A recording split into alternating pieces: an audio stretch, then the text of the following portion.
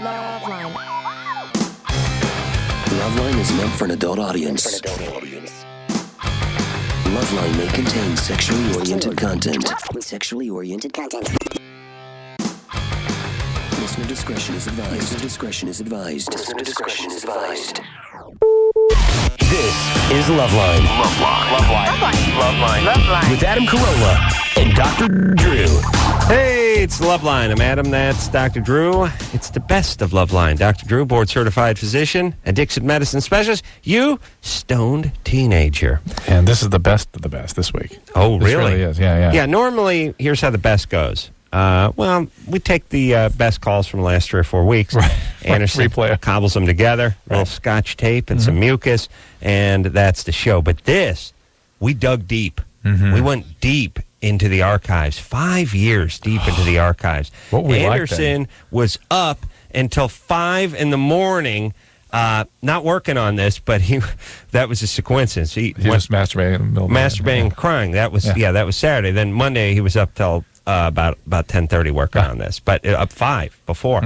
Yeah. So what a show we got. We got Matthew McConaughey on the show. He's talking about weed. Yeah, and beating off. We got Laura Prepon and Mila Kunis in here from that 70s show. We got Jane's Addiction, Perry Farrell. We got Foo Fighters in here. Dave Joshua Grohl. Jackson. What's that? Dave Grohl from Foo Fighters. Dave Grohl, yeah, from the Foo Fighters. Oh, it's a hell of a show. All right, so let's get started. Without further ado, Matthew McConaughey. Yeah, it is LoveLine. I'm Adam Carolla. That is Dr. Drew. Phone number 1-800-LOVE-191. Matthew McConaughey is our guest tonight. Hey, Matthew, seriously, I don't know what you can do. I'm sure you're... He wants to be in a movie. Is that what you're going to go for? I am this nation's greatest untapped resource. I really am. I'm a huge talent, an amazing talent. Oh my God! Almost a phenom, I think it would be. Right. And I'm 35-year-old prodigy, if that's possible, Drew. And I really have something to say. And Matthew, when you produce and direct your next film, Yes. yeah, you'll think of him. Here's what I'm saying. What are you saying? I'm saying I'm going to be on the big screen. I'm going to be making an impact. And what I'm saying to you is I'm giving you a tip on a stock. Right. I'm letting you get in. I'm saying because I like you, I'm going to let you get in early. Just between you and me. Ground floor. I'll get you in on the ground you floor and- now. Okay, man. That's where the smart money's going. All right. That being said, let's go on the call.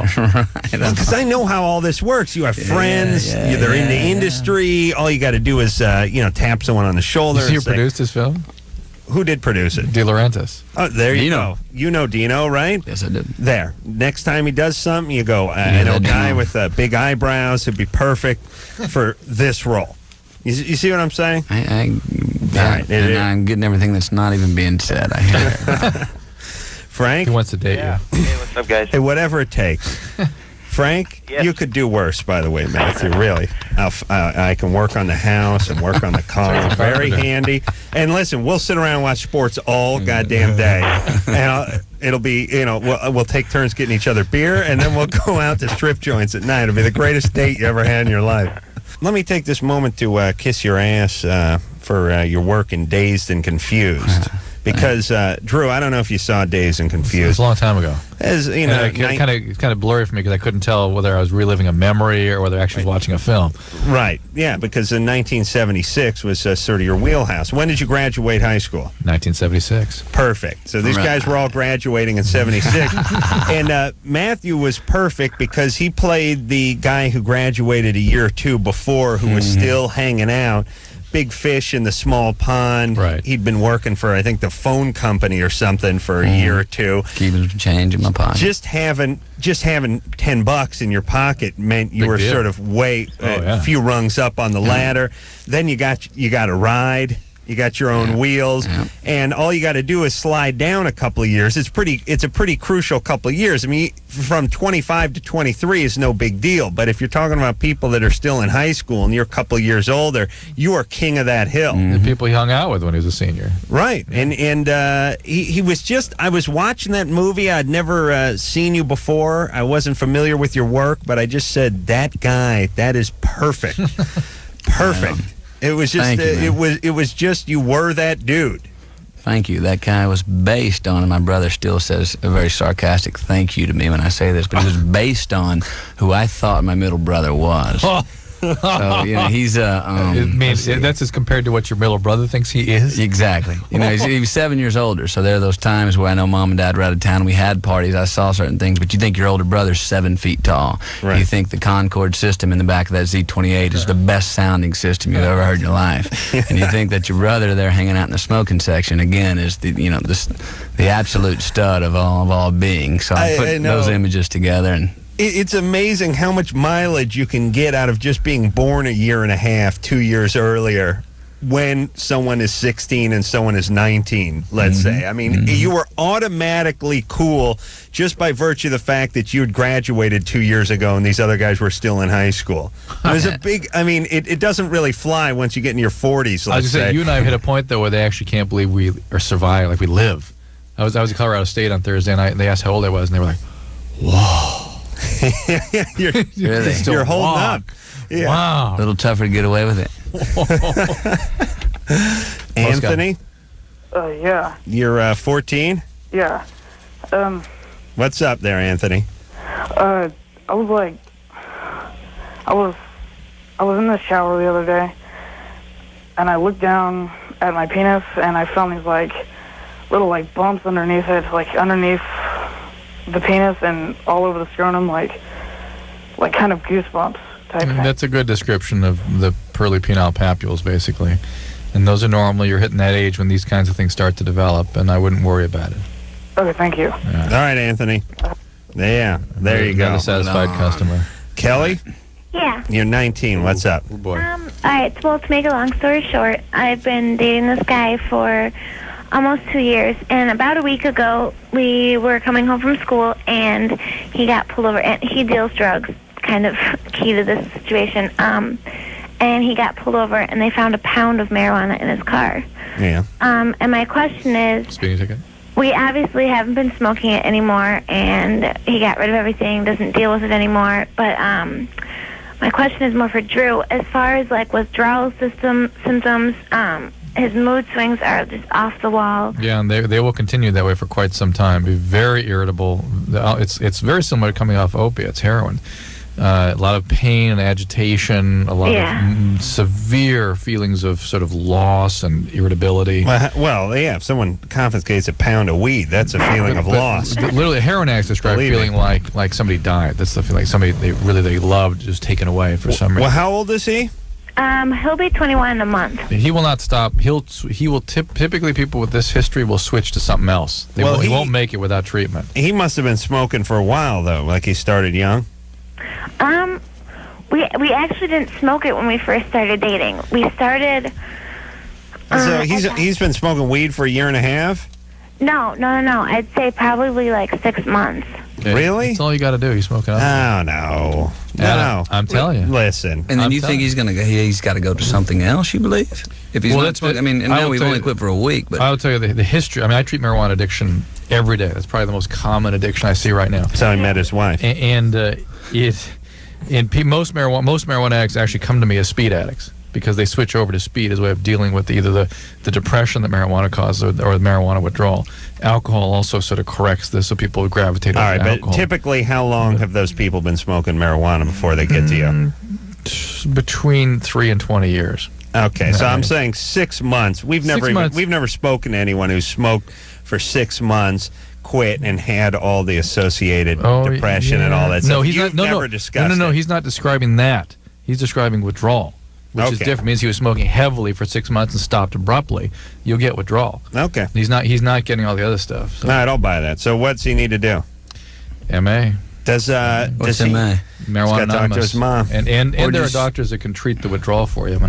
It's not a particularly. It's a reasonably easy one to treat. So basically, they hook an IV up and circulate bong water through you for about a week until you mellow out. Benzodiazepines, Neurontin, Clonidine. It's gonna get a little easier. Why don't you give me some of that stuff, Drew? No, actually, the problem with the marijuana withdrawal is that the depression gets sometimes worse, and the depression is the big issue. In fact, there's a.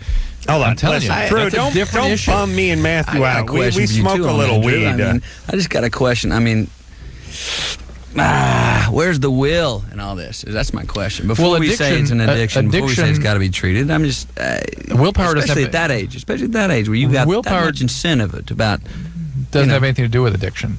Because if I just had to convince somebody they needed to stop, that's what I do. The difference between somebody who's addicted and not addicted is when you're addicted, you can't stop even when you want to, no matter how bad you want to. That's what addiction is, and that's what I run addiction recovery program, and that's what I deal with every day. And people earlier in their disease always can use will. That's why they convince themselves they should be able to use will later too. It's because they, for many, many years, would go, well, use or not use, I could stop if I want to. But when the addiction really is entrenched, when you truly are an addict, that's when you can no longer use will. Would you say addiction, one definition would be when it's choosing you and you're not choosing it? Yeah, but the problem is though I'd say that's severe addiction. The problem with addiction can go from an incipient phase to a severe phase, and I can predict who's going to have the problem with the inability to use their willpower. I mean, it's a sort of predictable course with people. All right, you're bumming my high. I'm sorry. I got stoned off my ass last night. Nice hat. Wearing my pot hat. Terry? Hello? You're 20. Yeah, I have a question. Yeah. I'm taking orthotricycline. Right. Pill, and I took it I was drinking on Friday night, and then I took my pill like when I usually take it, except because I was drinking, I had too much to drink, I threw up. So, and I don't know how long, and my question is how long does it take before the pill is absorbed? How long after did you vomit? I'm sorry. Probably, I don't know, 30 to 60 minutes after I took it. Probably a big difference between 30 and 60 minutes. 30 minutes, it's not absorbed. 60, it might have been.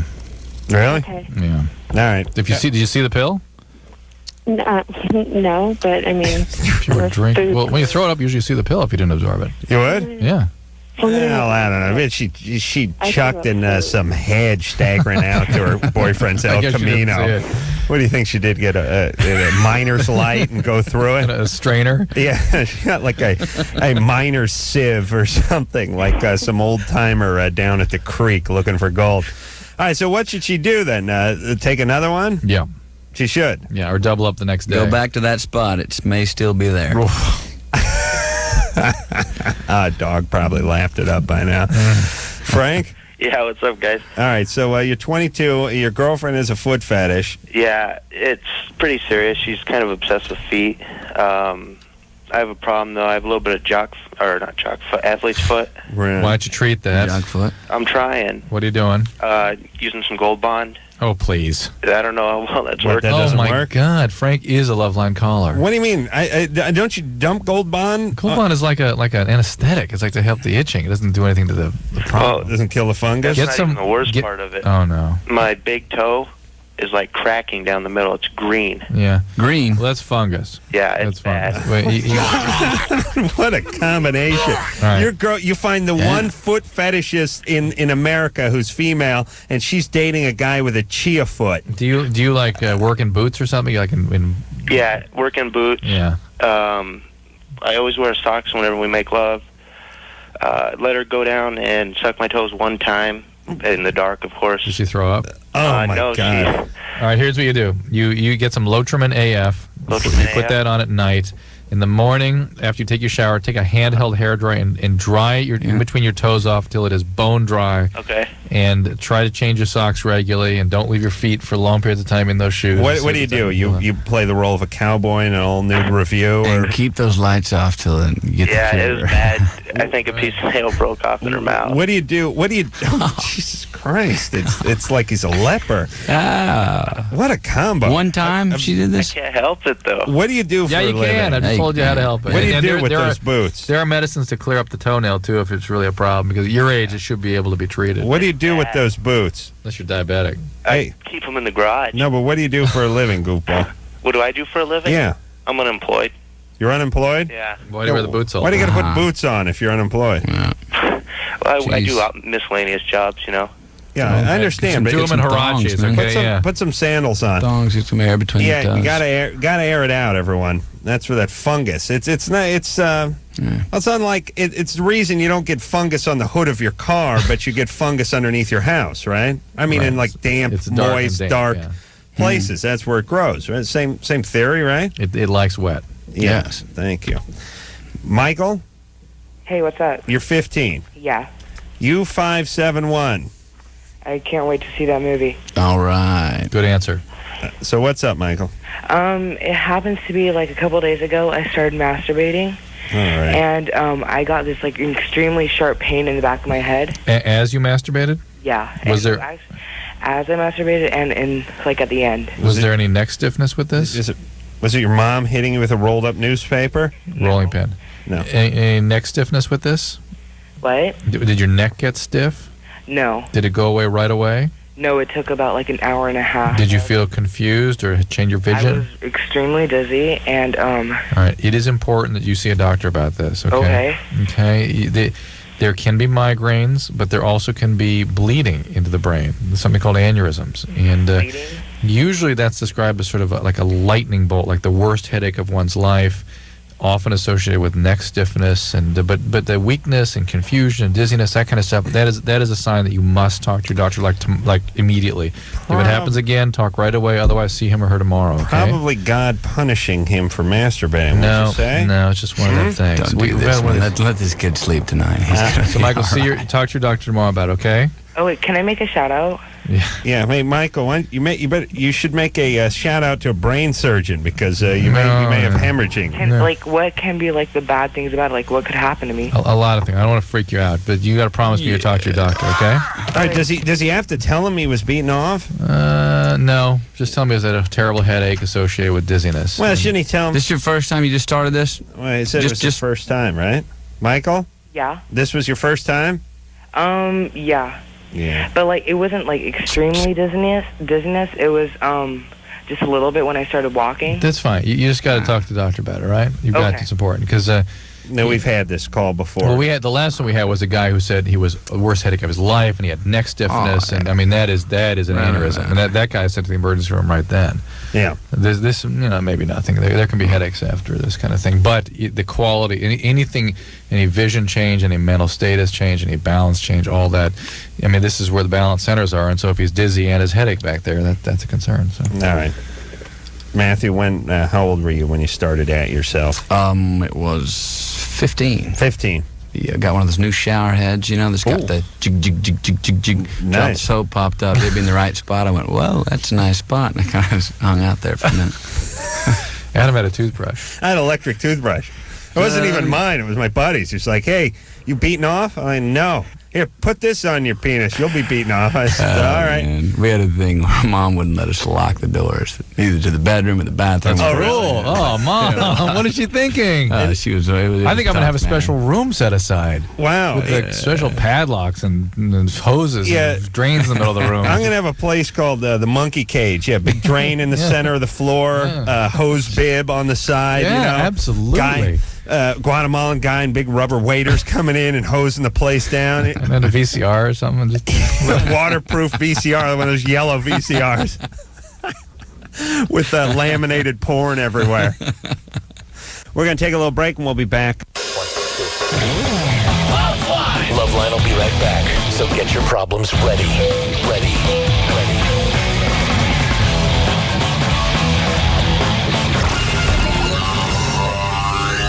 LoveLine with Adam Carolla and Dr. Drew. Call LoveLine at 1-800-LOVE-191. Live 105. Alternative. San Francisco.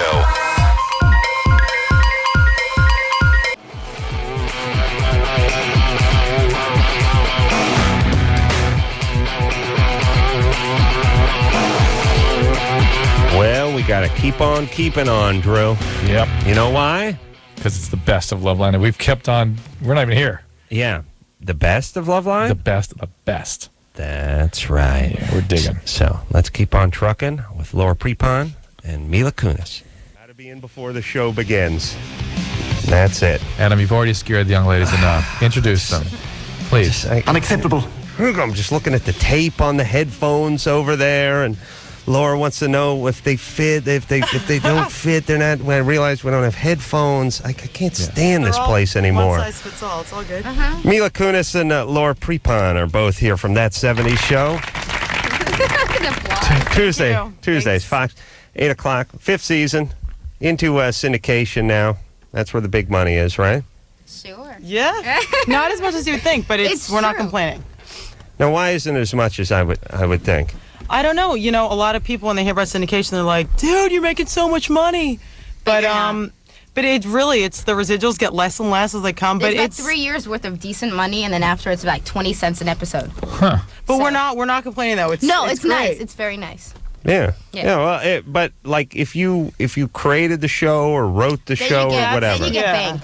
When you have points in the show and you're like a producer or something, no, you get bank. We don't get points. Let's just point this out. If you have points in the show, like producers do and creators do, that's when the show goes into syndication with points. Then you're like made for life. But right. Well, we're on every day now, lean which up is on your awesome. mic a little bit there. Okay. Yeah, and then now you're on. What? Yeah, every day it's a little scary. 2 times. Now, did I'm sure you guys were both recognized quite a bit anyway, but did it go up a lot when you instead of spending a half hour? The posters are like everywhere. Those bizarre posters with Kiss that don't really make sense. But with us like roller skates. Rock and roll in every pajamas. night. But that makes you guys kind of go like this. Does you notice that more people seem to be noticing you, or? Yeah, now that we're syndicated, I've gotten it a lot. Laura notices it. She's like, I don't know. Well, people used to look at, like, in my case, people used to look at me and be like, is that her? But then when they hear me talk. No, wait. We were at an Angels game. When the guy goes up to her and goes, wow, you really look like the girl from the 70s show. And she's like, literally, this guy must have been drunk. And then we're both sitting there, and these people are taking pictures of us, like, outside drinking water or something. This guy's like, you guys really look like the girls from that 70s show. And there's like, really? You kind of sound like her, too. Really? All right, nice meeting you. Bye. Like, totally just left. I was nice. You made it sound like I was mean. No. She was very nice, but the guy was just, like, whacked out. But that was so funny. Yeah, I guess as a woman, you have to worry about all kinds of things. Yeah. Guy following you home. I had the exact same thing happen at the Angels game. Really? You kind of look like that I thought he was a pitcher. No, but I don't. You know. The guy kind of look like you. Is that the thing in the pamphlet? You guys buy it? I was like, yeah, I don't know. I got. I don't get that guy. I get Adam Carolla. That's the thing that's interesting about not being on a sitcom. Right. The guy said, "You look like Adam Carolla." Right. That's, all right. I hear it all the time. All right, so that 70s show going strong, 5th season. Yeah. And now into syndication, and instead of being on the air half-hour a week, you're on 2.5 hours a week, right? That's right. My grandparents are very happy. I think we've had every cast member of your program except the mom. Deborah, I don't know if Deborah Jo would want to do LoveLine. I don't know if she'd be into it. You've had Kurtwood? Yep. Yes. He's really? Great. Yeah. Yes. He was great. That I would have loved to listen to. Yeah. He was excellent. rad. Papa 70s show was in here 8 months ago. Yeah, I don't think it was that long yet, but he was great. I think you guys should get Deborah Jo. I think that'd be kind of fun. It would be fun. She, you'd be surprised, but she's kind of, feisty. Sexy lady. Yeah. True's passionate man. Maybe we'd get along great. We'd have a love Oh, nice. Tom?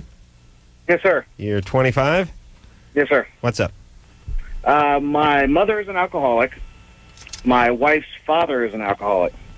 Between the two of us, my wife and I, we don't split a six-pack in a month. Mm-hmm. What's the probability of our children being alcoholics? If you really don't have the gene, which it's hard to say just because you don't drink, it's 0. Or got to approach 0 anyway. But are you trying not to drink, or is it just something you're not interested in? That's the question. It's just something I've never really done. I mean, I saw how it affected my mother. I understand. growing People see that, so they avoid alcohol, but then they smoke pot, or they take Vicodin, or they do something else. No, I've never touched a drug in my life. And how about your wife?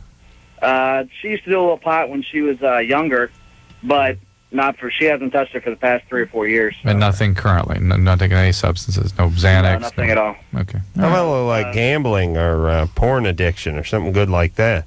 Well, everybody likes a little porn now and then. Yeah. Yeah. Number 1 receiver for oral sex. 3 years running now, by the way. Well, I wouldn't consider 10 times a day addiction in porn, so. What did you say? What was that? You watch porn 10 times a day? I think he's making a joke. All right, Tom, your kids are going to be fine. Great, Yeah. I appreciate the help. All right, hey, good times. You have any kids yet? Not yet, but we're trying. My wife was actually just diagnosed with polycystic ovarian syndrome. Good times? Yeah. So it's been a little hard. Keep her weight down. Make sure she exercises. You got to watch out for diabetes later with that. Yeah, she's on, I believe... Glucophage. Glucophage? No, it starts with an A, I believe. On what? Oh, wait a second. I'll put them on hold. I can't. She's on what? Tom? She's on what? Yeah, it starts with an A, I believe. Avandia? No, it's something. All right. Whatever. Jesus Christ. I think I need the dictionary now. Who cares what she's on? She's on something. That's the important thing. Oh, I'm going to raise my kids in a giant habit trail. Like, you know what I'm going to do? If I have kids, I'm going to convince them that they have one of those diseases where they can't be in contact with the outside world. Bubble. Yeah. The boy in the bubble. Bubble boy. Like John Travolta. Yeah. And I'm going to raise them in a giant habit trail. And they'll have one of those bowls they They can roll around like a around hamster, in. but they can Yeah. breathe through it. And no, of course. Filter the air. It'll make them so much better in life. They'll be great. No STDs. No, they'll be so safe No and pure. fights. No. And I'd say they commit suicide by 14. But No, they can't. I won't. they'll find a way. They'll plug No, a little hole in the no bowl. shoelaces. something into the no bubble nothing. Yeah, and they then like pop the bubble and then use the bubble as like a little They'll wrap roll around the their head. bubble out into the freeway or over a cliff or something. What are you talking I about? put a tether on it and a stake in the lawn, like corkscrew stake in the lawn. You know, with it only has about 30 feet of rope on it, And so then they we get can't get too far.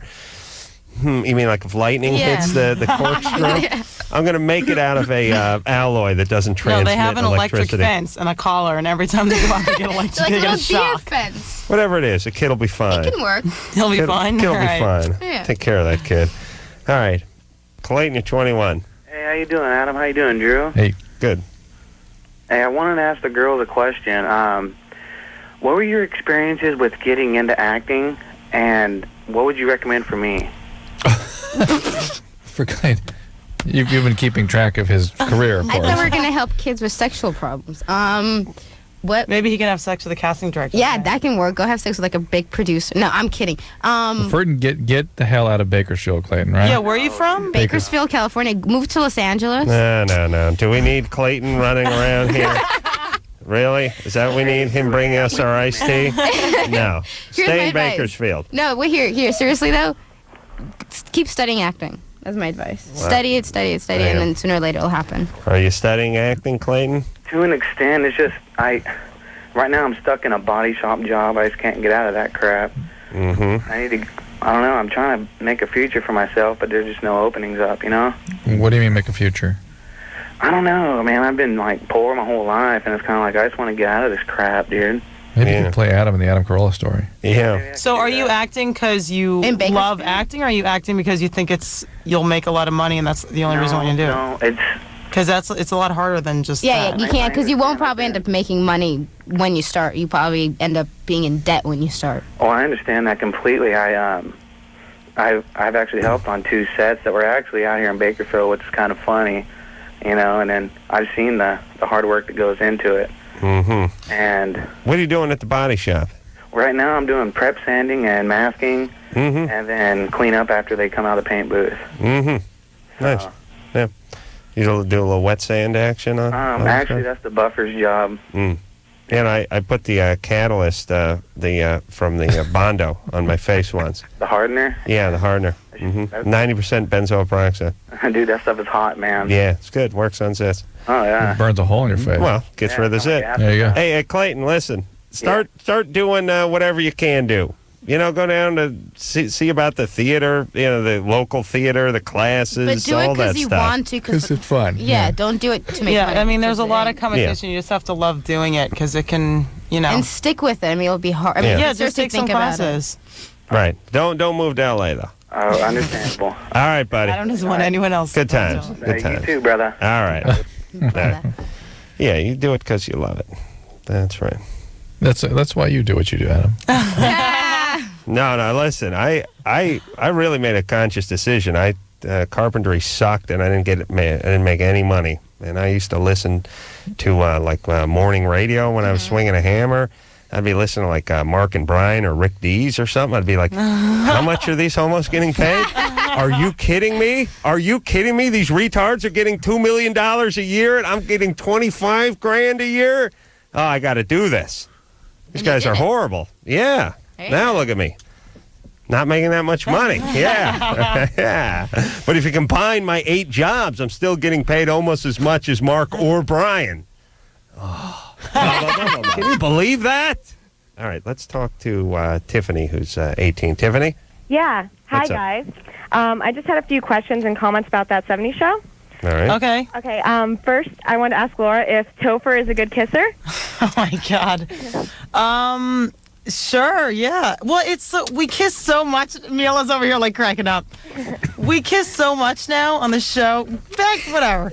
We kiss so much on the show that now it's just like not even, we're just like, oh, we have to make out in the scene. All right, let's go. It's not even, because we're such good friends that it's just like not even a big deal. Oh, that's cool. So we don't really think this is a good kisser or this isn't a good kisser. We just kind of like, we literally make out every week, so it's not even a big deal. You use your tongues? No, he tries to slip it in there every once in a while. See what I'm saying? No, I'm just joking.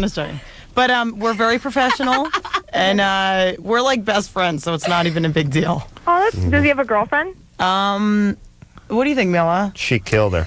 Laura killed her. Yeah, in a jealous rage. Does he ever? No, I don't think he does have a girlfriend right now. Does he ever get an erection when he's making out? I don't think so. No, because when you're in front of the cameras with the audience, I think guys are too nervous to like get an erection. Well, what about porn movies? There's a camera there. Well, are there cameras, and like 100 people in the audience watching you? If you do one of those gangbang films. Well, you said you've been in the room where they're filming those porn. There's like 40 guys hanging out. Yeah, worse than 100 guys. There's one guy in cutoffs with duct tape hanging from his belt who's talking. Oh, dude. Yeah. Ever. All right, Tiffany. Yeah. They're good times, right? Yeah. I've taught it. All right. Settle down, you two. What do you think? This is a slumber party? Jesus Christ. I just had a few more comments. I just want to let everybody out there listening know that Laura and Mila and like the whole cast are really genuinely nice people. I've met you guys like twice. I saw the taping of the show. Thank you. Yeah, and Mila, you lied to me because I really wanted to meet Topher, and he was like driving away, and I asked you if it was him, and you're like, no, and it ended up being him. I try to keep his life safe. Yeah. I don't know. I didn't know. What am I going to do? Go find him. Crazy broad following him home. Who cares? No, you did the right thing. I don't know. I apologize for lying to you. We have met most of the cast, and they are really nice people, right? Fun and nice. Thanks. Think about it. Thank you. Yeah. Well, if anyone starts getting a big head, we all just we're like, that's not going to happen, and that's not going to fly. So we're all really like keep each other in check, and that's why we still are really close. Well, I think it's because everybody started off really young and kind of Yeah, we didn't really know anything about the business. Man, I don't know, though. They're starting off young and doing it, and you've had success for 4 or 5 years now. You could be a-holes by now. No, because when everybody starts by now, but we're not yet. Yeah. I'd like to think. That's the point. Yeah. The compliment he's giving you. Yeah, thank you. Thanks. You should be a-holes. That's what I'm saying. Thank you. I apologize for not being an ass. Drew, what keeps you grounded? Just your wretched self-esteem? Very wretched self-esteem. Horrible family system? No. Domineering mother? And my insanely busy schedule. Life. Tell you what keeps me grounded. Yeah. My position for taking oral. I focus so much Your on my number one form. Well, knowing that knowing that you're the top of the heap, that you're the one. You're Right, the number one. You're the one they're gunning for. The only way to stay on the top of that heap is to focus 24/7 on it. Robert? Yeah. You're 20. Yeah, what's up? What's up? Well, it's like this, man.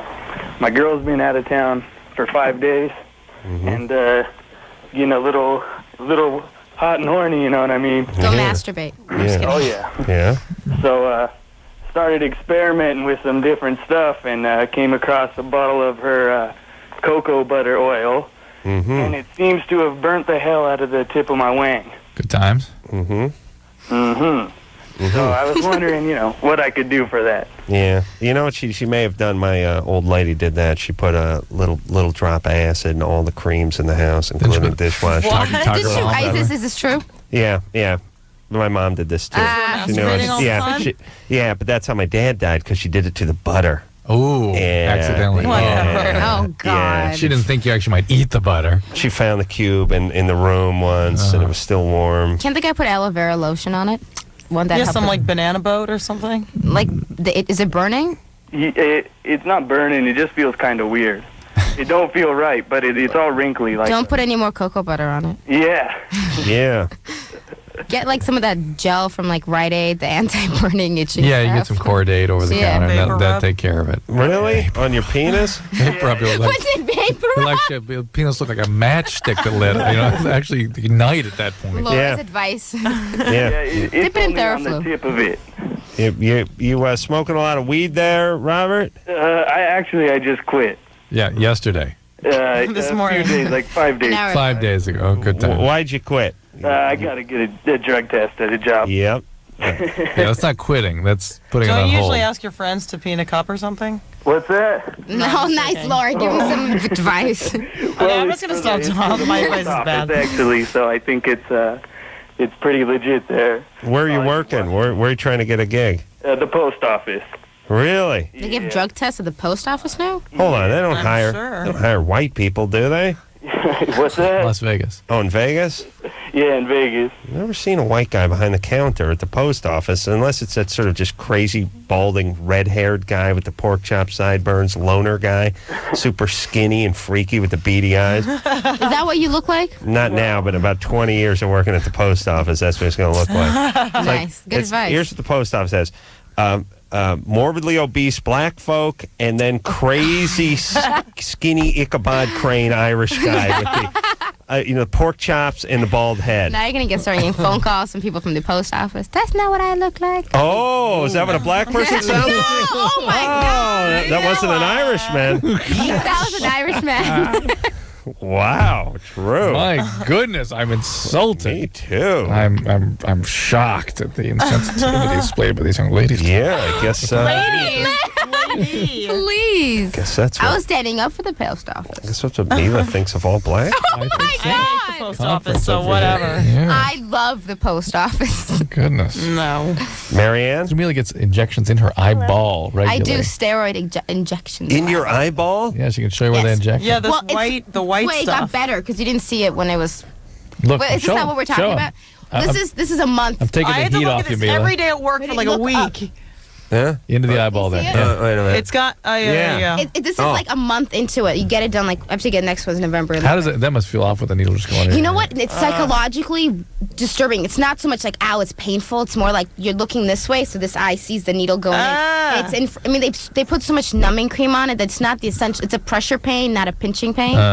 But it's just watching the needle. I mean, listen, if anybody has a problem with anything like medically, just go get it checked out because that's where I learned. Oh, it's just not good to let it dry. When we were on the road in Syracuse, I gave Drew a shot in his eyeball. Did Remember you?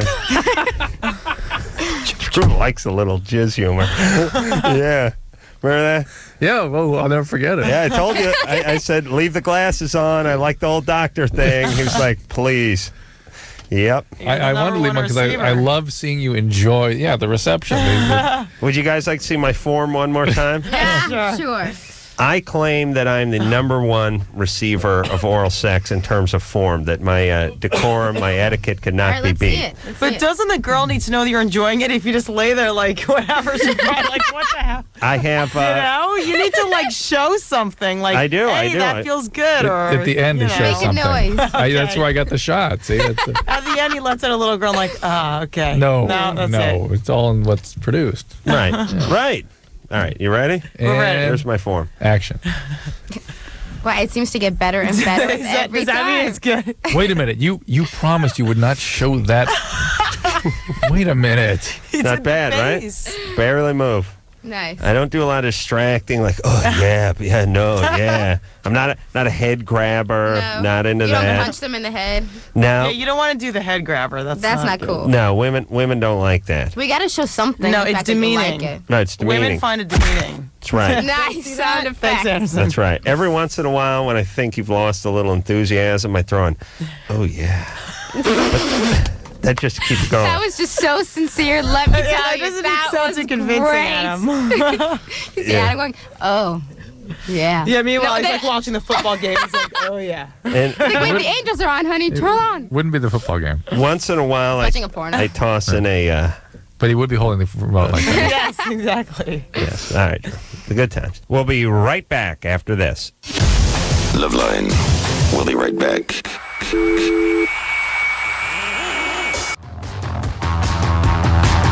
Well, we're back with the folks from That 70s Show, namely Laura Prepon and Mila Kunis. Mila talks about her eyeball injections in the show, remember? Yeah. Yeah. Although we could have already heard that. Do you think I'm we just already saying, heard that? I'm remembering. Oh, yeah. Just remembering what that was yeah. like when she talked about her eyeball. Yeah. Getting a shot in her eyeball. She's one of our dear friends. Dear friend. And coming up a little bit later, we got a little Jane's Addiction on the show. But right now, the cast of the 70s Show. Derek? Yeah. You're 16? Yeah, I'm 16. What's up? I just want to say that you guys are both, I wish everybody in the world was as logical as you two, because then the world would be almost perfect. But anyway... almost, but not quite. Logical, I think you said. Yeah, it came out like law school. Just about. I mean, there's still a few idiots out there. But anyway, my problem is right after I masturbate, like for an hour or two, like any thought of sexual... anything sexual with a girl just disgusts me, and it just grosses me out, and I don't know what the deal is. Disgusts him? Yeah. Maybe because you're tired afterwards and you don't want to have to deal with it. I don't know. It's like eating. You But he's 16 though. But shouldn't you be turned? I mean, unless he's interested in the opposite sex. Yeah, but if he's 16, shouldn't he, when he's done, be like turned on right again 5 minutes later? It seems like it. That's what I thought. Yeah. Are you disgusted with everyone else or disgusted with yourself? Disgusted, like I can't think of anything sexual at all with a girl, like myself. But And then you sort of disgust yourself with the ideas of it. Yeah, kind of. You know that like, you've mentioned that feeling before. How I disgust myself. Yeah. It's sort of a guilt. Not for an hour. After he receives. After he's so done. professionally. He's the number one receiver. Yeah, you guys want to see my... Yeah, there it is. Nice, huh? Yeah, very no turned trouble on. for me. Not at all. That's right, like a corpse. Steady as a rock. You cut a diamond on my forehead. I wouldn't move. Hey, Derek? What about the other working part? All right. No. Couldn't poke a hole in a balloon. Loaf of bread. Hey, Derek. Yeah. Yeah, who cares? You're fine. You don't care. You don't like chicks for an hour, good. You just beat off again. Then that hour comes up and you're ready to beat off again, right? There you go. Well, okay. Is there nothing psychological about No, you're fine. Well, I mean, listen, if you're vomiting and beating yourself with a slipper or something, that's one thing. Or if you have ambivalent feelings toward women sexually, maybe you're thinking about guys or something. That's all. If you're molested or something, is there anything we need to know about? No, there's like I was molested when I was younger, but that's it. Wait a minute. Except for that. I'm wondering. Bogus? Yeah. No, seriously, it's not. Who molested you? My mom. When I was like I remember when I was about 7 or 8, getting my first. Perfectly normal, perfectly healthy. Your mom did what? What did she do? I went in. After I had my first erection, I went in there. I didn't know what was going on, because I was scared. Because I didn't know. I thought something was wrong with me, like most little kids do. And I went in there and asked her what was wrong, and she freaking felt it, and I was like, I didn't know any better, I was little. What did she do?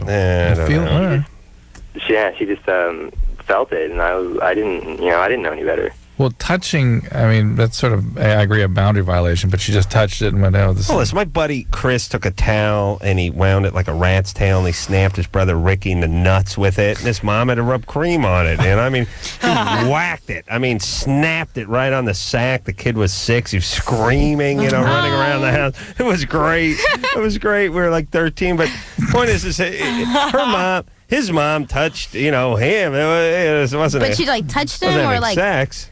Yeah, I mean, she had to have known what was going on, and it wasn't like... Derek, I got a sense that there was already some disgust in you about sexual organs and girls and mom and stuff like that. I think those feelings were already kind of flying around. There's no way I would have sex now. Wait. Now, hold on a second. Now, what's wrong with this, Derek? Quiet down, Drew. With his dad? Would you quiet down and let me speak for a second? Something's wrong with this kid's brain. I don't know if this is bogus. I don't know if he just misinterpreted this. I don't know if there's more that his mom did and he's not letting on. So let me question him for a second. Derek. Yeah. What did your mother do besides touch it? I went in there. I had been in bed and I had popped an erection, and I went in there and I said, I was like, well, what's wrong with this? What is there something wrong with me? And she goes, let me see. And I pulled down my drawers and she felt it. What else? That's it. Like rubbed it or touched it? What did Yeah, they rubbed it, and he's bogus. This is bogus. First off, no 7-year-old gets a boner and goes, ask what's wrong with this. Yeah. It makes sense. It sounds like you would do it. Nobody's ever done it. Would you remember You got 2 boys, Drew. They ever run in and ask you what's wrong with their dork? Are you high? Drew snapped the towel at it, right? No, they don't do that. And then he won't come clean with it. She touched it. She touched it. She touched it. scared. You better come up with something. You're scared. You didn't know what was going on. Really? I don't believe you. And would you please tell me what your mom did other than touch it? What does that mean? Did she yank on it? She put it in her mouth? What'd she do? No, she just felt it. Felt it. I mean, it's bad Sexually, in a sexual way? Did she caress it? Like she was examining it to see if something was wrong. You came in complaining about something wrong with your penis. She feel it, look what's going on. Then what? Yeah, what Dr. Drew said, that could be, I guess that's what she was doing. I hope that's what she was doing. I hope she wouldn't do anything. Did it ever happen again, or was it like one time? No, it was just that one time. As far as All right, that's not molested by your mother. You walking your little 7-year-old boner into the kitchen and asking her to look at it. No, see, something's wrong with there. I know. Disgust is an interesting emotion. Okay, disgust is not something. It's a very, not very disgust. But I just know that it's a very, very powerful emotion. It's not something that usually people experience after just masturbating. Okay. I mean, disgust was flying around for him already. Something happened early on. Let me ask this: is he angry? Is there something up with him? Yeah. Thumbs up. Does his dad beat on him or something? Derek. Yeah. Are you an angry guy? No, the one thing that makes me angry is pregnant chicks at my school. We used to not have any, and then this year we had 13, and that really pissed me off. Now, where's your dad? Where's your dad, Okay, Derek? that's exactly what I was looking Where's your dad, Derek? What's that? Where's your dad? My dad lives with me. We have a good family life. He does. And you weren't adopted or anything yourself? No. Dad never beat on you or anything? No. No, this is a subtler thing. This is between him and mom early. There's something weird. Something weird. You have strange feelings toward women, Derek. Yes, that's you're right. You're gonna be one of these weirdo guys if you don't be too careful. So just relax, would you? Stop with the impulse, and beat off. Give yourself 2 hours before you're done being disgusted next time. Would you? You ought to be ashamed of yourself. Mila and Laura both here from That 70s Show Tuesday nights, Fox. 8 o'clock. We'll take a quick break. We'll be right back. All right, guys, here's the deal. Looking to hook up? Call the Dateline. Sick of wasting time with the wrong person? Call the Dateline. One call's all you need to make. Call the Dateline. 1-877-889-DATE. If you need help, Call LoveLine. 1-800-LOVE-191. Hey, everybody. It's the best of LoveLine. I'm Adam Carolla. That is Dr. Drew. And we keep on keeping on with now again, another nutty guest. How dare you? But no nutty all the way to the bank. Right, so to speak. Nutty like a fox. Yeah. You know what I'm saying? Mm-hmm. Perry Farrell. Hey, everybody. It's LoveLine. I'm Adam. That's Dr. Drew. Stephen Perkins is here, along with Perry Farrell from Jane's Addiction. And do you get hit on a lot by managers and record reps and stuff like that? I have a weekly dumping of my CDs where I have my assistant just take all the CDs that are in my pockets and in my ears and in my suitcase, and I bring it up to Aaron's Records. I was going to say, out front, I just got 2 demos for the next year's Lollapalooza tour. Oh, really? I don't think But I listen to them first. You do. Well, if you shoot skeet, you can probably incorporate yeah, you can shoot them. Yeah. It always pisses me off when you go to the used record place and you see some CD you like, and it's like it's $9. It says for Perry. It's $9. Yeah. Well, it's funny because and then you try to sell yours, and they go, "We can give you 80 cents." Yeah. Or we can give you like $1.10. We'll charge 10. Yeah, what is that? I mean, give me half the price you're gonna ask for. Yeah. I mean, when you bring a used car in, you don't get $10,000. They sell it for $80,000. Exactly. You get $10,000. They sell it for $13,000, right? Well, you know what I used to do? I used to autograph the records that I was handing in because I always need the money for junk. Well, I was going to say, so I figured if I autograph it, they'd give me more, when they did. You see a lot of Jane's and porno records in those used stores, and because our fans had to trade them in for their drug use. Oh, really? So that was the trade-off. They buy the records, they bring them back. It's, Yeah, I guess it's sort of like a pawn shop. Exactly. Sweet. That's nice. Sweet. All right. Do you feel bad for the people that hand you all the CDs? No. And as a matter of fact, to reiterate, there's some groups out there that I couldn't fit on the bill. I'm sure people give you CDs out on the street, probably. They do. Yeah, I mean, you feel a responsibility to listen to them? No. No, because you feel because bad I was for them. I mean, no, I don't feel bad for them because I was once a kid doing the exact same thing, and I would mail, CDs to Iggy Pop, and I never heard from him, and I still Really? love him, of course. But because you got to figure. You got to you have to take your time, and you have to take your place, and there's a long line. So you'd encourage them to keep doing that. Heck Keep yeah. handing stuff out. Heck Even though yeah. you're going to use them as frisbees and ski. Well, sometimes you do. Yeah, you hold on to one or two that you like, and you keep Now, here's the deal. There it is. The deal is this: I do listen to them. I'll throw it on there just because I am interested to see what a cat will sound like. However, there's so many things that a person needs to do to build themselves into this business, amongst other things like getting a great management in place and paying your dues in clubs and playing for a number of years so people know who you are, recognize you, and it can spread, message about, hey, you got to check them out. So just trying to, kind of jump the fence. You gotta love a that's kid jumping for the trying. fence. Got it. What do you gotta love a kid for trying? Got it. Yeah. Got it. Yeah. All right. Let's take some calls. By the way, Strays is the name of the new CD. Speaking of giving away all the CDs, I don't see it in here. We supposed to have one? Absolutely not. We're not giving. No, not to us. You do that one where you do the saw notch in it, so you couldn't possibly sell it. But you know what I'm talking about? Yeah. The weird notchy That thing? saw. The Yeah. saw notch. Tina, Hi. you're 18? Yeah. What's up?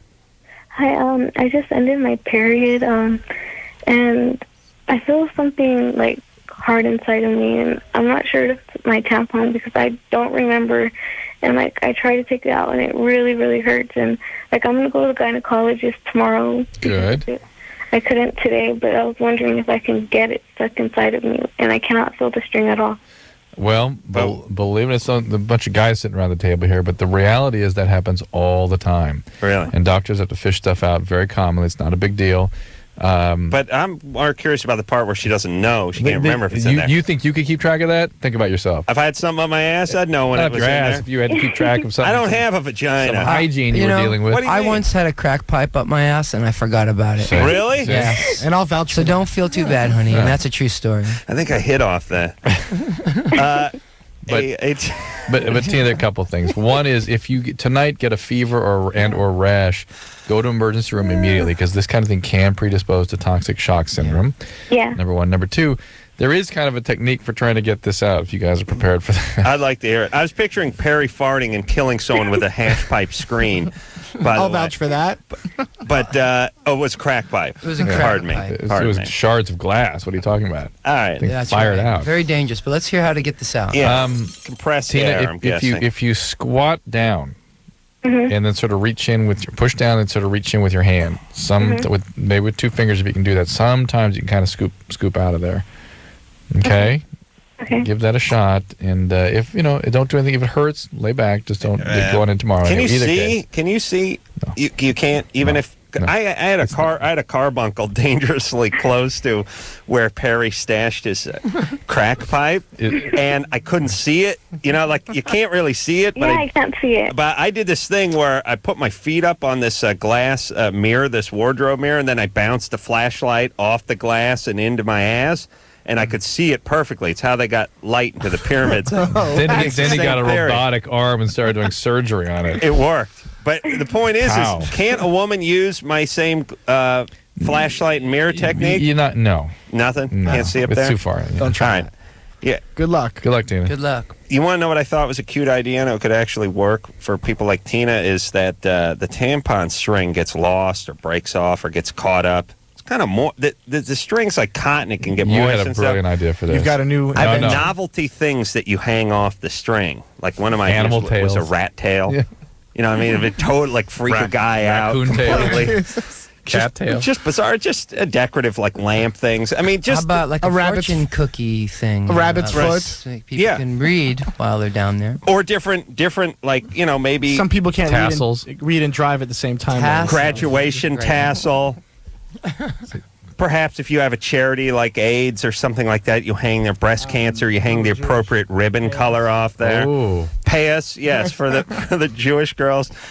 Yeah, this would be great. This is not bad. Adam, this is the best idea you ever had. Comes in a gift pack with the rat's tail and the payas and all that stuff, and then you just clip it on to your existing, your existing thing. It sets you apart. Yeah, women are always looking for a sense of style, individuality.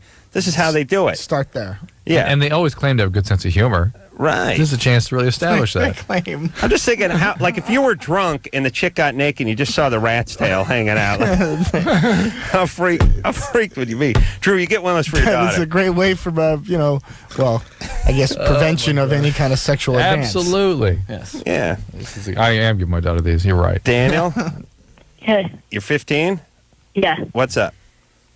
I just wanted to know what the best way to ask a girl out was. What do you think, Perry? You have any ideas on this? Just do it! Just do it? Let's see. Well, Perry, I think they ask you out, don't they?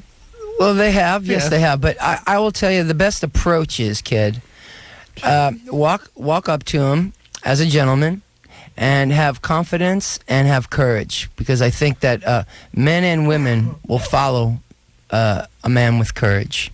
So that's your best bet. That's your best shot. Yeah, if you seem sort of skittish, they're going to... Drew, what are you doing? Can't get your mic back on? Yeah. He's taking notes on what Perry's given. If you seem sort of skittish, they're not going to pay any heed to you. I think I fixed that. Drew's Confidence. mic. Yeah. Who you asking? Courage. What? I'm asking the girl. Okay, let's make believe she's here. That's right. Let's Let's hear it. Perry, you be the girl. Okay. All right. What's All her right. name? Her name's Tasha. Tasha. Okay. All right. All right, go Tasha. ahead. Okay. Where are you, at school, Daniel? Yeah. When you ask her out, you're going to go up to her at school? I'm writing on my book and I'm drawing some flowers. Go ahead. Peachy folder. Okay. Tasha, I've liked you for a while. I want to Nope. Stop. No. That's the bum rush. Yeah. That's not courage. You know what? I was drawing some flowers. I heard this voice over my shoulder, and then there he was, and he just started giving me his love speech. Yeah, don't give her what you're feeling about her. Just a little humor too, and a little mystery. You know, a lot of guys that aren't that good looking get girls just on their humor alone. Yeah, so that's what they little tell me. humor goes a long way. Go ahead, Daniel. Try it again. Try tickling her. Tickle her. Sure, the So rat give her- tail. Yeah, no. Daniel, give her a little tickle under the arm, so she'll giggle, turn around, look up, and there you are. And what are you gonna say? Hey, gorgeous, what's going on? Right? So just sort of be straightforward, but humorous at the same time. Yeah, but you know what? Make the lighthearted. Make the thing relaxing. Because you what you're doing is you're giving this woman, on your words, she's going for a ride through the life of Daniel, and she wants to enjoy the ride with you. In Daniel's mom's car. You know what I mean? By the way. She doesn't want to have a ride that's going to be, compressing her and repressing her. She wants to have a ride that's delightful and fun and titillating. In the Lincoln Continental. She's sharing life, the ride of life of Daniel's life. You get it? All right, Daniel. Let's Daniel. try it one more time. Take all that and give it your best shot. You ready? And action. Okay, so I tickle you under the arm. Right. And you giggle. That's right. Well, hold on. Giggle, Perry. And she calls him Daniel, what are security. you doing? Go ahead. He's never spoken to her before, mind you. Drew, shut up. You're bumming Daniel's groove. Now go ahead, Daniel. Hi, Daniel. Hey, beautiful. How you doing? Oh, thank you. You are on your way, Daniel. Keep going. I like you. I mean, I'm just drawing. What are you doing? I was just talking to you. Nice. Much better. Daniel is about to. So you think I'm beautiful? Yeah, I do. I wanted to know if you wanted to be my girlfriend. No. Daniel, bad move. Bad move. Bad move. Okay. No, you want to just spend a little time with her. First, tell her that you think braces are gorgeous. Yeah. And pigtails too. Never You're on because when you tell a girl she's gorgeous, that's a rating of 80 to start Right. with. Okay. So you need 20% more of smoothness, relax. It's just like sex, Daniel. One day when you'll have it, you never want to rush in and finish too quick. Yeah. It's all about pacing because women are long-paced creatures. You got it? Yeah. Hey, All right, my man. Daniel, your form, So everything's relax. fine with your form except for the part where you want to go steady, be the girlfriend too early, or telling you how you've been feeling about her for a long time. You got to pretend like, here's what you have to do. I'm putting him on hold. He can still hear us. Yes. Yeah. When you ask a girl out, they don't want to know that you've been thinking about it for the last month and a half. Right. They want you to think that you've been walking down the hall thinking about something else, you spotted them Right. and decided to ask them out. Spontaneous. So when you hit them with all that stored up energy, like I've been staring at you in my homeroom for 6 years and I've already beat off to you 17,000 times. This doesn't hold water. Then you just hit them with the bum rush and it freaks them out. You got to go that, oh, hey, by the way, I sort of never noticed you before, but looking how about good. it? It's the Persian cat thing again. Yeah. And Daniel, You gotta wait for know, the cat to come to you. all those things that you want to tell her, you can tell her with your eyes, but not with your mouth. So you can look at her right in the eye and say, you know, I want to have been going out with you for 6 years. But then what you can say is, how you doing, gorgeous? And don't forget the eyebrows. Yeah, you got to move them. Use the move 'em brows. frantically. Yeah, because you'll then Like a because Richter scale. you don't want to get into it too quick because she might shut you down and it'll hurt your feelings. Check her out, see her reactions. You know, then you'll have a much better gauge if she wants to go out with you. No. Yeah. There we go. Good luck with you and Daniel and Tasha. Brandy. I like what I used to do in high school is I would, whenever you bend over, your sunglasses fall out of your chest pocket there. Of course. I would just put a huge sack of cocaine and $100 bills with a tied up in a Definitely. twist tie, and I would just bend over and just have that stuff fall out. The high school days? Humiliated. Yeah. That's what I do. All right. That was good. Brandy? Oh, they love. Well, this is the '80s, you know. Brandy, you're 19. What's up? Yeah, I had a question about sex. Sex? All right, this is the place. That's right. Okay, well, I have a boyfriend, and recently we've been trying a new position. Well, actually, I've only slept with them once, but in the night I slept with them. We tried a new position, and I got on top of them. Mm-hmm.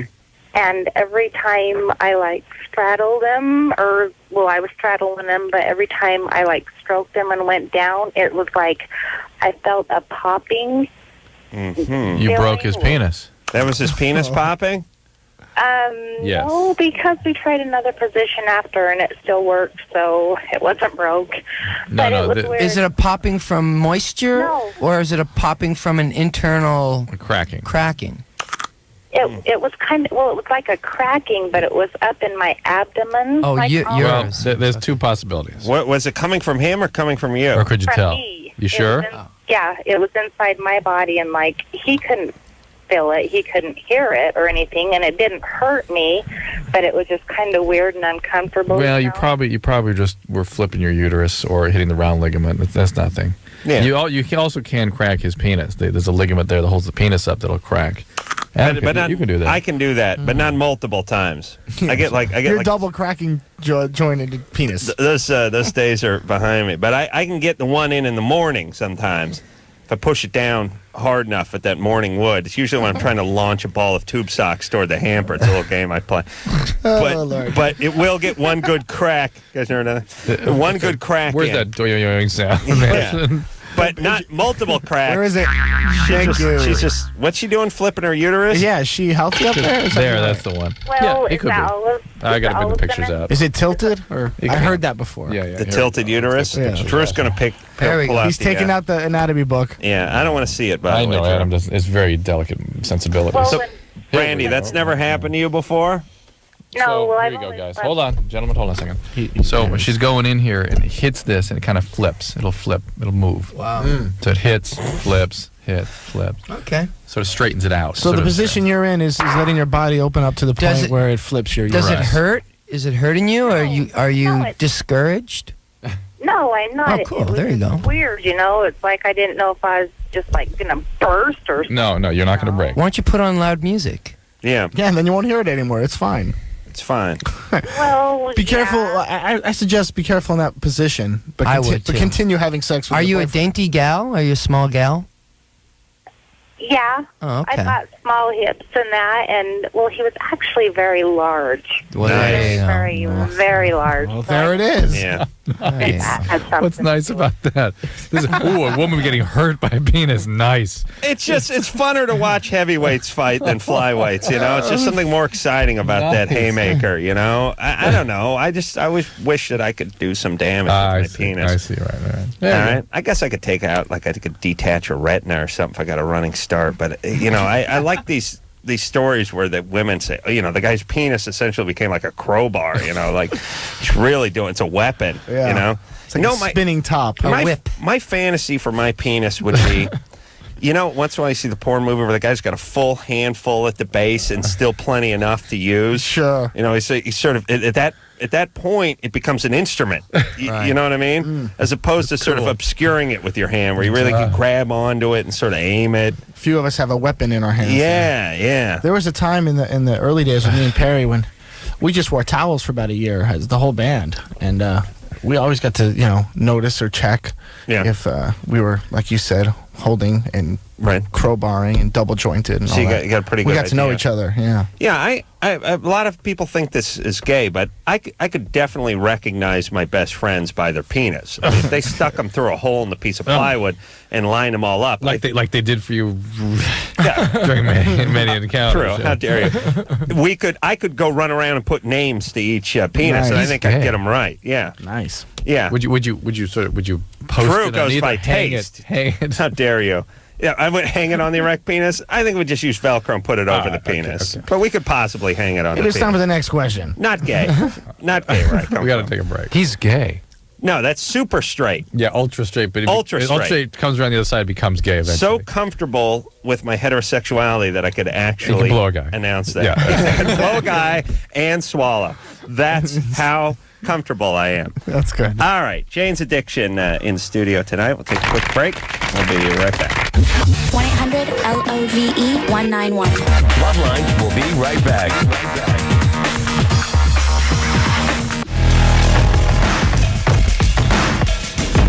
Well, what do you know? It's the best of the best of the best of the best of LoveLine. I'm Adam. That's Dr. Drew. And we're back with one of our favorite bands. Yeah. Hey, this is a great live band. Yeah. Foo Fighters.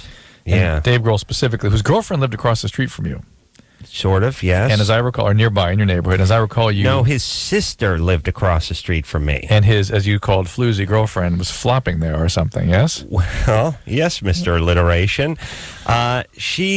Here's what happened.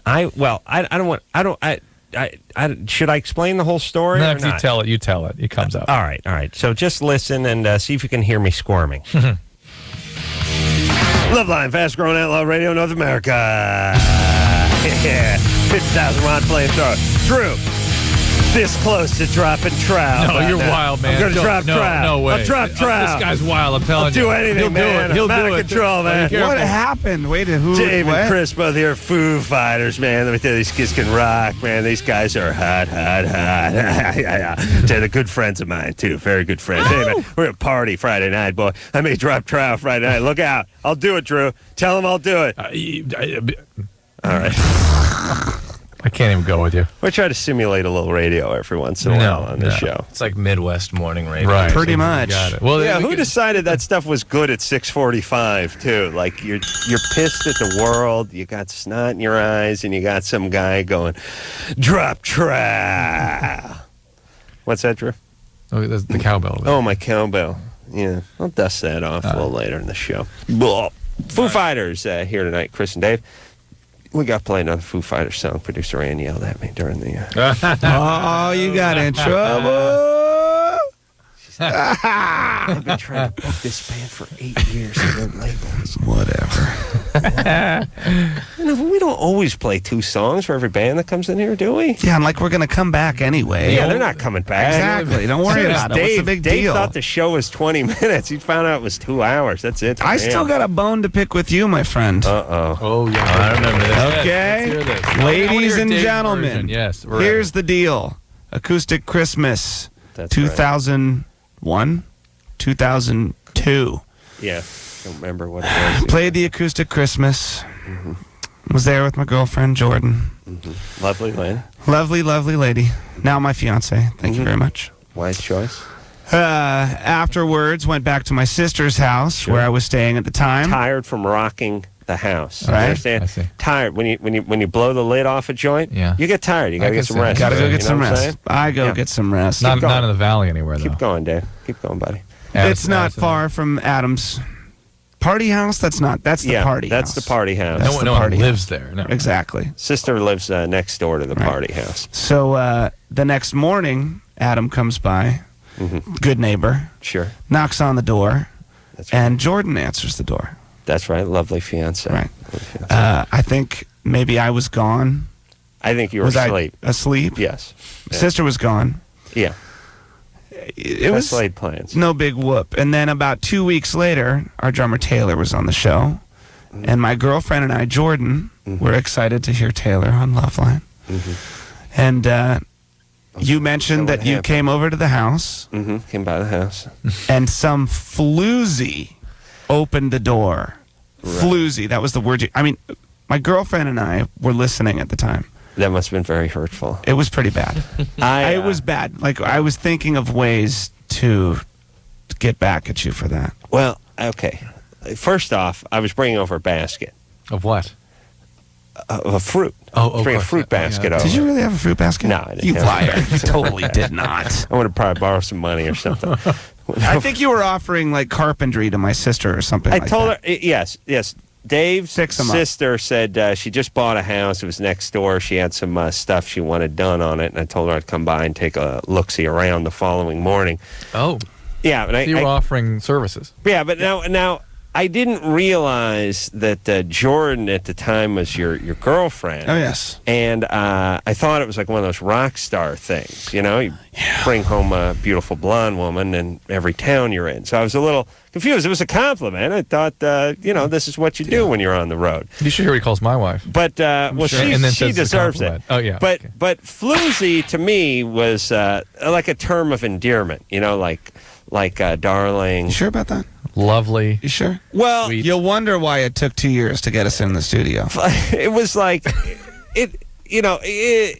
first off, in radio, you have to be, you have to choose your words. You know what I'm saying? You have to paint a picture for people. Evidently Sidebar. He's really pissed here. You got to be careful. I got your way, all right? You got me? I got you, yeah. Well, then the other night at the Jimmy Kimmel show. Right. We see each other. That's right. And Jordan was there. But you brought it up. Right. He's actually, I'll get his back on this. He has mentioned how badly he felt about this on more than one occasion. And then you said, like, it's okay. You can insult my wife. Which you did. Right. And I said, but I don't hate women as you do. Well, it's not that. It's like how a little kid deals with it. If you hurt him, you go, here, hit me now, hit me. Go ahead. Yeah. Well, hit my wife. So. Not me. Come on, Drew. So did you apologize to Jordan? Did you? Yeah. I'm pretty sure I did. You might want to do that now because I know she's listening. Okay. Is she listening? Public apology. You stinking whore. A chance to finally put Watch this to rest. it, Mr. Addison, whatever the hell your name is. Let's put this to rest once and for all. Gentlemen, let's put this to rest. I'll play some music. No, come on. Play some music. No, screw the Foo Fighters stuff. All right. There we go. Adam, this is Not it. Foo Fighters. Let's put this to rest. Jordan, this is Adam Carolla coming to you from Radio Land. I'm sorry, sweetness. I did not mean to insult you that way. And if it came across as offensive or insulting, and I feel bad that this has to be done on Passover, you know. But I truly do apologize. You wanted to save it for Yom Kippur. I'll see you at the concert Friday night. And again, if you want to attack my wife, little cat fight, winner take all kind of thing, that would be I would find it appropriate. Again, look forward to seeing you, and you bring me some brisket. And that's very nice. And you didn't mean to suggest that your fiance Dave would bring home a floozy. No, even if it weren't somebody that he knew, you wouldn't ever imply that he would be the kind of person that would do that. This was all just a horrible misunderstanding. Horrible. And it was you being flippant with Taylor here and just goofing around. I'm just screwing around with Taylor. You know, he's like a young rock and roll kid. I was trying to speak in language he could understand. Also, I was heading over there to give a carpentry assessment of your sister's house. I know. That was very nice. Some credit there. But you can still do that, you know. I can. I'm scared to go over there, though. No, Where is your sister? Water under the bridge. She home? She is, but I mean, she's got a 9-to-5 job, so you got to get We'll there talk, because I'll go over there, give the place a good eyeball, and maybe throw an estimate her way. All right. So that's all behind us now. That's the good That was news. very sweet. Thank you. Thank you. No, thank you, Dave. No, really, thanks a lot. Adam, you quit while you're here. Okay. Is this Maeve? Yeah. You're 30? Uh-huh. What's up? Is Maeve short for something? No, that's it, Maeve. All right, Maeve. What's up? Two questions, two-part question. One is, what do you guys really think about going down a woman? And two, being in between relationships right now, and of course, being at my sexual peak, going without orgasms during the week, that's not really an option. So I masturbate all the time. Yeah. And so what I'm curious about for the doctor is that if I'm that active, would my sensitivity need something more intense than a man can offer, later on? Are you using a vibrator? Sometimes, yeah. So are you using something that could desensitize you? Well, that's what I'm curious about. I mean, Yeah. Are you using something that could desensitize you? You're not using like a meat tenderizer or anything. Are you noticing a lack maybe I of... should try that next. I don't know. Are you noticing that you're becoming desensitized? Well, I don't know, but it's intense. It's good. Are you but noticing? It's more intense than a man. Maeve is nuts. Yeah. You're a little nutty, right? I don't think I'm nutty. I don't know. Yeah? I think you are. Yeah, so you're between relationships right now? Uh-huh. Why is that? Because I just got out of a really long-term relationship. All right. And you're not are you dating now? No, not yet. Not ready. Not ready? Okay. You're fat. Drew, please. That's not a crazy plan. Okay. Wait a little time. All right. All right, but listen, so you're fine. It's not like you're going to use up all your orgasms or desensitize yourself. But you can always bring these techniques in with your boyfriend, right? I suppose I could. Yeah, there you go. All right. And so what do you guys... Seems a little salty to me. What do you guys really think about going down, though? It's great. Nothing wrong with it. She say salty? Yeah. Are you lesbian? No, not lesbian. Well, you're asking what a guy... Yeah, I want to know, because the taste doesn't seem terribly appealing to me. Well, listen, you're not going down there because you're hungry. You're going down there because you want a blowjob. I mean, because it feels good for the lady. Whatever. We all have our different motivations. All right, so... Listen, it's fine. We don't have to... Look, guys put stuff in their mouths all the time that don't exactly taste good. Cigars and certain... cheeses and ports and things. Yeah, there's stuff... cheeses let me explain something. When you get older, you start putting stuff in your mouth that doesn't taste good, but it is good. You know what I mean? The cigar doesn't taste good. Cigarettes don't taste good. But it's so bad it's good. Yeah, there's certain liquors that aren't so great. Malt liquor doesn't taste great. Cognac, everything tastes like hell. But you learn to enjoy. You learn to appreciate it. Cheeses and ports. Sounds like a new dog food. Oh my! Cheeses and ports. Jesus. Maeve was nuts, though. All right, let's keep moving forward here. I don't want to. Is Rosa wants to ask him? Just take it. Rosa. Hi, Adam. Hi. Hi. I saw the show tonight, and you said something about the raft girl. The raft box. Yeah, the Dawson's Creek thing. Yeah, and I heard you talking about it on the radio a while ago, and I wanted to know how much of the show, how much of what you said did you write? Well, we didn't really write anything, but we made up a lot of it along the way. Whatever they would tolerate. Oh, they would tolerate most of it. No, but I mean, we were constantly trying to get off the script, and they go, no, certain things, you go back. Remember? Yeah, but not much. They seemed kind of They were happy. open. Yeah, they were pretty open to Adam moving around. Yeah. Okay. Well, most of the stuff. The stuff you liked, I did, and the stuff you didn't like, they wrote. That's right. All right? All right, thank you. All right. Real fast. Derek? Yeah. You're 19? Yeah. What's up? A friend of mine, this is embarrassing for him. He was wearing tight jeans. I live in Alaska, by the way. He was wearing really tight jeans and he frostbit the end of his dork. Nice. And he wants me to ask you guys what would be the effects of that, because it's he says it's numb, and whenever he gets it up, it hurts and stuff. Oh my goodness. Yeah, it could be a chronic problem of pain with erections and difficulty having orgasm. And Well, what difficulty happens with if your hypersensitivity? toe gets frostbitten? You got to cut it off, right? Yeah, well, he probably sloughed a little bit of the tip there, I'm sure. Really? Yeah, but the real problem is you damage the nerves, and the nerves can then become oversensitive and How does he painful. know he had frostbite on his penis? Big black spot there on the tip. He said it was discolored and he has no feeling in it anymore. Did he go to the doctor? No. And that's from wearing tight pants in the snow? Is that the In deal? Alaska. He had tight jeans on and it was really, really cold one day, and he just, I don't know, it was just too close to the edge of the jeans and... Froze his dork to his jeans. Oh, really? Like licking a flagpole? There you go. Oh, by the way, I want to say to the Foo Fighters, you guys frickin' rock. See, only on LoveLine you get compliments after. Oh, hearing by that. the way. Yeah. Enough for the dork Are you frostbite. going to Alaska anytime? Well, not if our dicks are going to get frozen to our tight jeans. Yeah, and these guys wear nothing but tight jeans. Yeah, I'm sure you're smarter than my friend, though.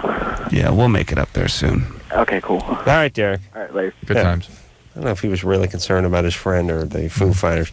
All right, we'll take a little break. Foo Fighters here. We'll be right back after this. If you need help, call LoveLine.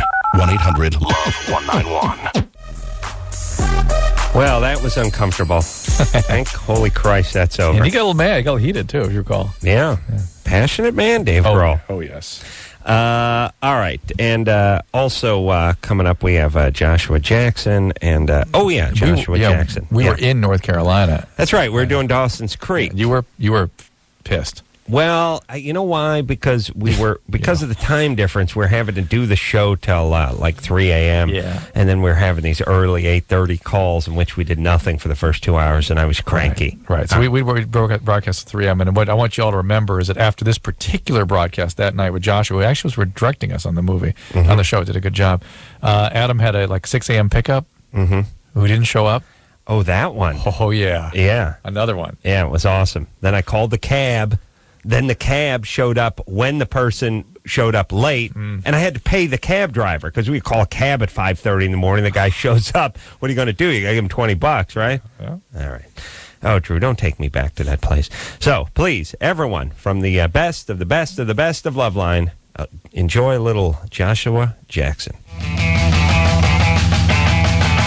Hey everybody, it's LoveLine. I'm Adam. That's Dr. Drew out here in North Carolina. It's the Dawson Creek week. Josh Jackson is our guest tonight of Dawson's Creek, and he moved from in front of the camera to behind the camera, actually next to the camera for his directorial debut this week with us, and we were tickled pink.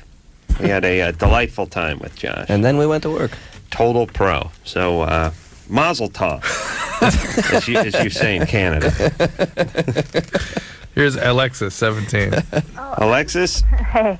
Also from the Pacific Northwest. Excellent. Where are you from, Alexis? Portland, Oregon. Portland? Yeah. A beautiful city. The Bridge City, isn't that what they call Portland? What? The Bridge City? Because all the bridges in and out? Sorry, I'll let that go. Anyway. Sure, why not? I just wanted to say that I was, really obsessed with you in 8th grade. And with me? Season 3 was, really awesome. And I watched pretty hardcore with some of my friends. But I think that's a thank you, but then I'm guessing that that's something to follow. Yeah, I don't know. I got a life and stopped watching the show, but yeah, I was about to say I knew there was a punchline in here somewhere. Got a life. All right. Well, let me thank you 3 years ago, self. No, the show was really awesome. If I still had time, I'd watch it, but Well, now Josh is creating the show. Exactly, and it's brilliant. That's right. Sweet. I also had a question. Good times. Let me say about Alexis. She said she got a life. It sounds like she grew boobs, really, and now she's in the driver's seat, right? You're good looking girl. Bouncy. Yeah, I'm all right. I have a boyfriend, so things change. You sound hot. You sound like someone who knows. Well, it's not hot. They got a commodity. Yeah, but separate the two things out. You're hot, but the boyfriend thing doesn't make you hot. I always say those two things go together. But anyway, that's a pet peeve. Yeah, so my mom read my journal a few weeks ago, and she lied about it to me, and I confronted her because I found out about it. And I'm not really How'd you find out about it? Oh, wait, hold on a second. Just for my own ego here. You got time to write in a journal but not watch an hour of television every week? Thanks, Alexis. She got a life. Prime time, Okay, so how did you catch her? Well, I kind of figured she was doing it, so there's a clasp on it, so I set it up so, in a way that I would remember it.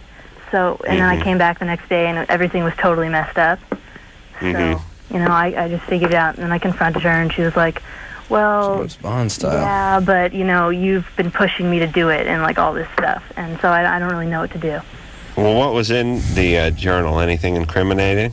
Pretty much everything that I've ever done with my boyfriend, who I've been going out with for, a year and a half. So that's everything. And what is that impulse? Dear Diary, not enamored with Josh Jackson anymore. Got a life. Got life. Now no longer watch His Dawson's name is Brian. Creek. Right. My fall from grace has been a hard one. Hey, how open is your relationship with your mom? Well, not very. Now I guess it's a little bit more open, but only because she forced it to be. Is your dad not around? No, he's around all the time. I have a way better relationship with him than my mom. Huh. Yeah. Alexis, I got an absent father, Alexis too. sounds like a little bit of a ball buster. Oh, Yeah. Have you been told that before? Not really, no. Yeah. Well, I'm telling you now. she's Other coming people have after been you, too Adam. scared to tell you, but Exactly. she's a little bit of a ball buster because if you think about it, well, first the whole like I got a life thing at the beginning of the call, and then secondly, like I went and confronted mom. Like most people would say, they would get on the defensive. I'm in the like, doghouse, oh Christ, my God. mom read my entry when I went to the prom and whatever. So you sound like almost like you have some anger toward your mom. I mean, not only aggressive from this, but just in general. Hmm. Would you say that's accurate? Well, I don't know. Maybe. Just this is kind of the thing that really set me off, though. I was just so ridiculously pissed that I had to tell her because I couldn't really just let her get away with that. But I haven't had many. Could have been boiling up Couldn't let before your that. This was the straw that broke the camel's back. but right? that whole line of reasoning, I couldn't let my mother get away with something. That's not typical 17-year-old thinking. I should send you to my mom's house for a week. We could fix all this. What was the worst thing that you think she may have read in there? Definitely, there were like various entries about like sex and stuff, and like drug usage and just basically everything. Right. And by the way, I don't think any of us are condoning what your mom did. I think your sort of written private expressions to yourself should be kept private. But she's trying to do the parenting job. You have been sort of out of control. It sounds like she can't seem to set limits with you. You're setting limits with her. There's sort of a role reversal of some type going on here. Well, here's the point. And first off, see, women, they're not smart enough for this stuff. But a guy, if he found out that mom was reading the diary, would have put in done some damage control. Across the street today. Yeah, I love my mom. Found Jesus on the way to school. Exactly. Realized that I had some indiscretions in the past, but that's behind me now that I have the relationship with Jesus Christ. And then the third one would say, F you, Mom, in big letters. But I get the real sense that she kind of wanted Mom to see this stuff. Yeah. Set it up, booby-trapped it, let it happen, let her read All right, it. so you can force the confrontation. Here's the thing. There's some energy between you and Mom. It's sort of a push in the sense that she invaded your privacy. On the other hand, you did some drugs and had some sex. So let's just call this one even. And it sounds like you almost, at this stage, you're 17, you're a senior in high school, right? Junior, actually. You're what? You're a junior. Yeah. Nah, that's a little different. And you're not planning on going off to college anytime soon, I guess. Well, I mean, in a year, but I guess it's coming up soon. How about you do this with your mom? How about you say, look, you found some stuff in there you weren't too happy about, and I'll give you that. I wasn't too happy about you invading my privacy. I'll make you a deal. How about I'll stop doing that stuff you didn't like. You stop reading my diary, and let's try to get along for another year and a half before I go to college. All right. Yeah, just to clear it up, though, the like drug thing is like weed 3 times. So it's not like, out of control or anything. All right. Your mom's a little intrusive, but ultimately, she doesn't have it in for you. Right. I mean, I think this is the message that needs to be sent to a lot of these kids, that the parent is trying to protect their kid. Yep. And maybe this isn't the best way to go about it, but it's sort of That's all she could do. They're worried. Yeah. So that's the way she showed it. Christy, 19. Yeah. Oh, that Alexis sounds like a bitch. God damn. Christy. Hello. Yeah, what's going on? Yeah, my boyfriend just had appendicitis, and he had to get his appendix taken out. Mm-hmm. And he says now that, like, he can't get horny. Well, when was he in surgery? Yesterday? No, it was like a month or 2 ago. 2 months ago? Yeah, and I don't know if he's lying to me or... Is he still on medication? No. No meds. But he has been smoking a lot of weed lately. Well, that'll cut it out. I mean, that'll knock his sex drive way down. And he was hot and horny before the appendicitis? Yeah. Doesn't make sense. There's nothing about the appendicitis at 2 months that should be really bugging him. I mean, yeah, it could go for 6 weeks or so, I suppose. But 2 months seems... Was it complicated? Was he in the hospital for a long time? Did he rupture his appendix? No, he was in the hospital for like 3 days. and there's a pretty nasty scar, but... I'm about to say, maybe it's just a little... I have friends, you get surgery and you're just a little sketchy about all touching for a while afterwards. Yeah, but in 2 months, it's a pretty long time for a 19-year-old. But the pot and all may be what's doing it more than the surgery. Yeah. That would probably... Why don't you see if we can cut back on that and see what it does for him? Exactly. Joanne, 17. Yeah, hi. Hi, Adam. Hi, Drew. Hey. Joanne? Hey, my question is for Joshua Jackson. Well, first I want to say that, I've seen him in a lot of his movies and everything, and I just wanted to say that Pacey, his role for Pacey fits perfectly. And my question, well, I actually have 2 questions. My first one is, what kept you on the show for so long? A contract. Paycheck. Yeah. Job. It's a job. You're contracted for generally 6 to 7 years. So I'm here honoring the contract. So you wouldn't really do it if it wasn't for the contract? No. When I got this job, I was 18 years old, unemployed, and broke. So he put me in that situation again and tell me that 6 years later I'd be here. I would absolutely jump at this opportunity. I'm just saying that the reason I've stuck with it for so long is because the contract is what it is, and you honor the show. And you honor the fact that I signed a piece of paper that said I would be here for this long. Well, there's that sort of part where, and then this happens with everyone's career, hopefully, where it hasn't happened with ours yet, but there's that part where they're doing you a favor by putting you on the air, and that goes on for a couple of seasons, and then there's the sort of part where you're doing them a favor by staying on the air, and to me, that 6-year mark is probably right. You guys are square now. Yeah, they go hand in hand. Absolutely. I couldn't agree more. And there's also the catch-22. I think a lot of people get into it. This show, when it first came out, was a pretty big sensation, and Katie was on the cover of Rolling Stone and blah, blah, blah. And people forget really quickly that the catch-22 is they're only talking... the only reason that the interest is there is because of the show. So when people want to leave and jump off and go and do other things, I think they're really forgetting what it is that got them there in the first place. Right. So that's why I'm still here. This is Chris, 18. Yeah. I was wondering, I just listened to that chick who was mad because her mom read her diary. Yeah. Mm-hmm. And I was just, I don't get what girls' obsession with keeping a diary is. Do you have any clue? It's really, it's like a criminal videotaping his crimes. It's retarded. Yeah, I don't think any guy gets this. We need a female in the audience to explain this. Well, if you're going to write a book one day, if you're Anne Frank or something, if you're just smoking weed in Portland and banging your teenage boyfriend, no need to document that. We've got a pretty good idea that's what you're up to. If you're trapped on some desert island or you're running from the Nazis, keep a diary by all means. The world needs to share this experience, but you're just sort of sitting home. Here's a guy's diary. We just close our eyes and start beating off, thinking about someone we nailed in high school. Close your eyes. I close one eye. Okay. The other one I keep on my penis. I don't trust it. I don't want it to hop in my mouth like it did one time. Yeah. Oh, yeah. Oh, yes. It did it one. Well, now, see, where was that today in the improv? Yeah. Where was that? I don't know. Sorry, I didn't give the proper leading question. You got my B material. Uh-oh. We're hearing some static. Let's take a commercial break. You guys have a Twitter. A B in there? All right.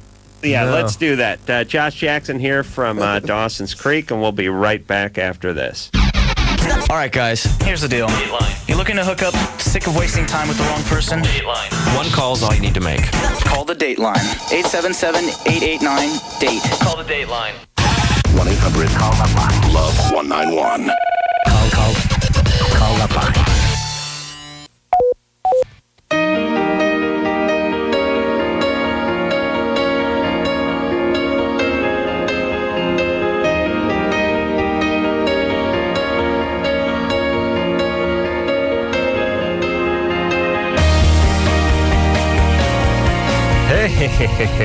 Wow, thank God this is over. Earth to Drew.